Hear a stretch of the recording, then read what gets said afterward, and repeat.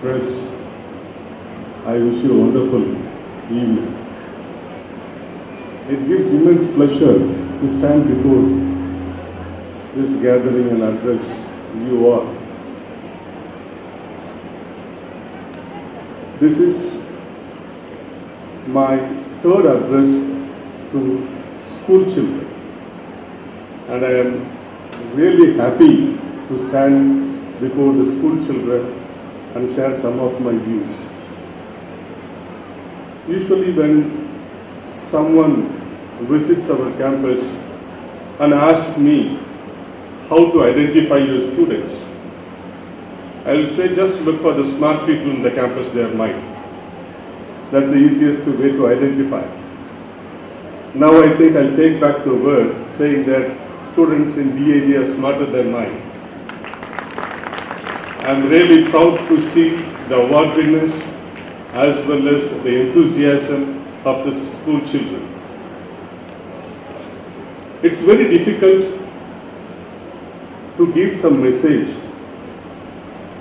especially in such a gathering. But I like to share a few thoughts. As a teacher from a university, maybe teaching only the college and university students for a long time, I always have a doubt. Who has more responsibility? Is it the students or the parents? Of late, I without any doubt come to a conclusion that students are better than their parents. This I say with several examples also.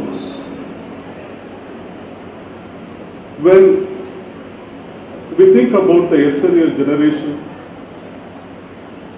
the way in which they were educated, I would simply say they don't have any kind of digression. They had only one job to do, and that was study. That's all.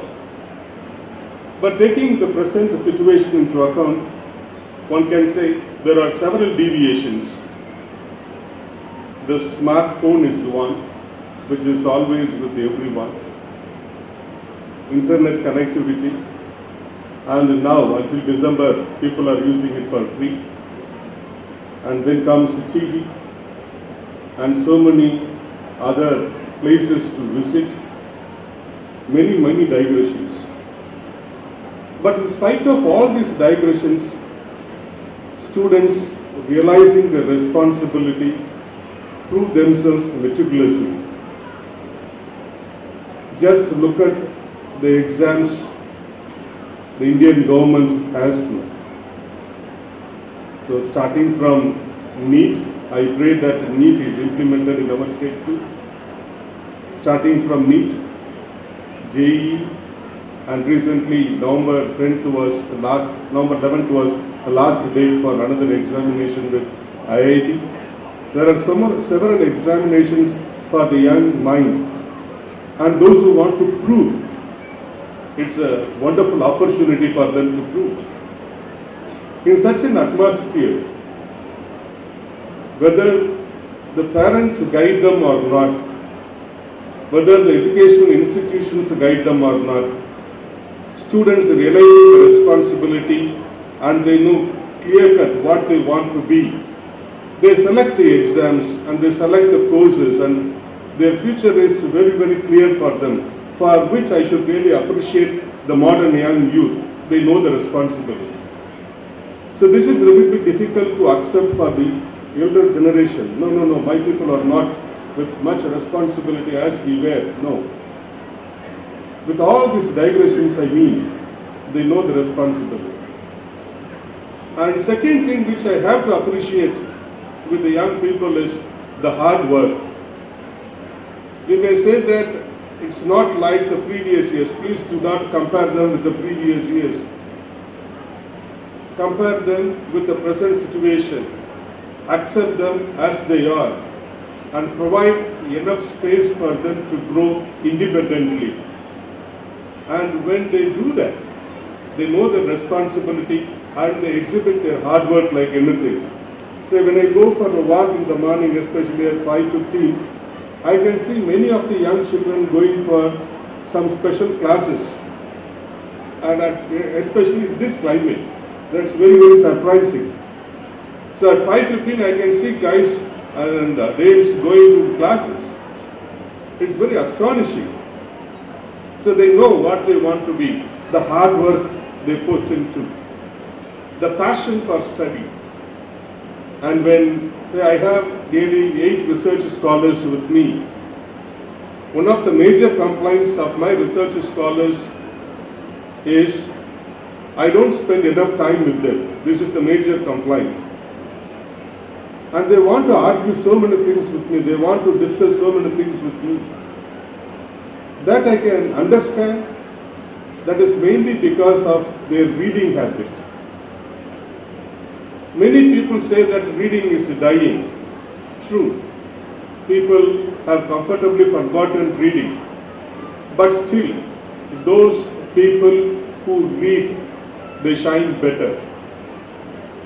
So reading takes them to zenith, and modern young or the present day young generation, they know the value of reading, and I can see the extra reading with them. All these things I see with the children when I visit the school where my sons are studying. I always see some young boy carrying a book with him and visiting the library. I just remember the day when I was prevented from entering the library in my school. That was long back. They say library is meant for teachers and not for students. But that is not the condition now. Students enter the library, they select the books they want to read, and they read. This is a wonderful habit that is to be cultivated. Maybe as the elders, we can, in a way, prune them, the way in which they read, because they may not know what kinds of books to read. That's the area they need the help of the elders. They do not know what are the books available, who are the authors available, what are the philosophic ideas available. Maybe that is where they need our help. Definitely, the elders can prune them in those areas. This is another interesting thing.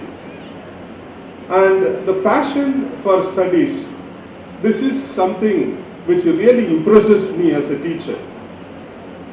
No student selects a subject without interest. Just ask the previous generation, they might say, my father wanted me to study this. I am the first college-going student, so my parents want me to study in this particular college, or he or she wanted me to select particular course. Is it possible with the modern day young people? I doubt. When I asked my son what he wants to be, he is so clear what he wants to be. So I said, why don't you try something else? He said, no, I don't want to study anything else. I have fixed my mind on this, do not deviate me. So this is something interesting. Not only my son, I am saying, but all the classmates of my son, they are so clear and they know what they want to become. So the selection of the subject is their own, so the passion towards the subject increases. So when your children feels a little bit difficult to select a subject, I feel it is the duty of the parents to guide them. There are so many wide open opportunities are available. Last week I was talking with one of the trainers. So she said, we have so many programs and we inform the young people what are the exams available after completing +2. You can contact some of the trainers with the help of your school. That is one thing. And there are two various sectors available. One is studying in the country and studying outside the country. When people plan to study outside the country, they do not know what are the opportunities, what are the scholarships available for them. Again, please knock the doors. Please knock the doors. That is there where parents and the school have to join together and help the young people. I am very sure that young people are very well motivated, they are very enthusiastic, they are passionate towards the subject, and only thing they need from the elders is guidance. And if we could provide such guidance in a very, very proper way, I would definitely say that all these young, smart children will reach zenith in their life. And thank you for this wonderful opportunity to stand before you and share some of my views. Thank you.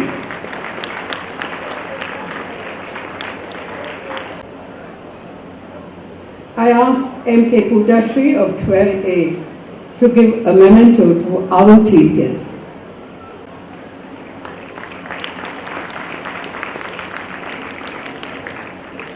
And 12A. Namaste.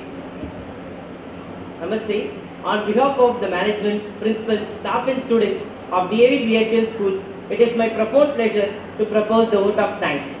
At the set, all thanks is due to our chief guest, Dr. B. Kadiresan, Associate Professor and Head in Charge, Department of English, Thiruvallur University. Sir, we are aware that your work is both taxing and time consuming, yet you have brushed it all aside to be with us. Indeed, we are grateful. Thank you, sir, for the crystal clear message and your kind wishes. Most of all, thank you for appreciating students. We will acquire the reading habit to reach the zenith. Let me assure you, sir, that your advice will be followed to the very letter. Thank you, sir. I thank all the dignitaries for having graced the occasion. I catch this opportunity to thank the RC officials for giving us permission to use the auditorium for the week-long practice sessions. I thank the parents who have filled the auditorium. We tribute this cultural evening to all of you. Thank you, everyone. Now the cultural evening is to commence. May I request the dignitaries to leave the dais and take their distinguished seats among the audience.